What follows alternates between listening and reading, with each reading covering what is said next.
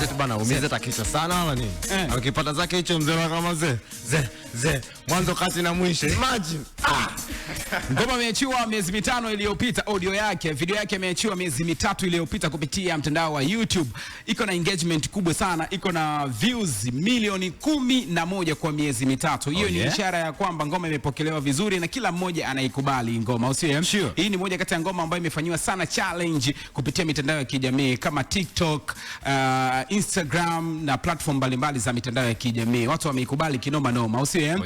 Humu ndani kuna vichwa kibao. Mmiliki wa track anafahamika kwa jina la DJ Smalls, amemshirikisha mkala anafahamika kwa jina la Zinedine, yupo mkala anafahamika kwa jina la Scooch, au sie? Lakini pia yupo mkala mwingine anafahamika kwa jina la 031 Chopper. Hawa wametengeneza bonge moja ya combination kubwa sana, lakini nisimsahau mkala anafahamika kwa jina la Uncool MC. Wametengeneza bonge moja ya combination na kuifanya hii kazi kuwa kazi kali. Unaweza ukawa una bang tu unafurahia kuisikiliza ngoma, au ukiwa club, sehemu za bata au popote pale ikipigwa una bang nao, lakini hauelewi idea ya ngoma ilitokana na vipi. Story behind it ni kwamba DJ Small bana alitengeneza beat ya ngoma, alafu kipande kidogo tu wakakipandisha kupitia mtandao wa TikTok pale.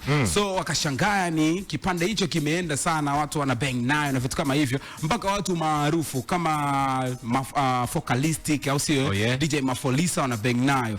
Wakaona okay, kumbe mzigo umepokelewa, wakaona sio kesi kama ndani yake hamna deni, wakaingia zao booth wakaitengeneza ikawa ngoma kamili ambayo imekamilika. Msikiliza huyu hapa DJ Smalls ananyosha maelekezo kwa sababu yeye ndo mmiliki wa hii ngoma, usio? Sure. Huyu hapa. So first of all, I didn't know it was gonna be like that big. Really? Yeah, I didn't know. Me and Chopper, Scooch and Tabang, we made the beat. Yeah. And then we did a dance challenge. We call it a DC, right? Yes. So we just did that, and then we ran it up on TikTok, and it was running.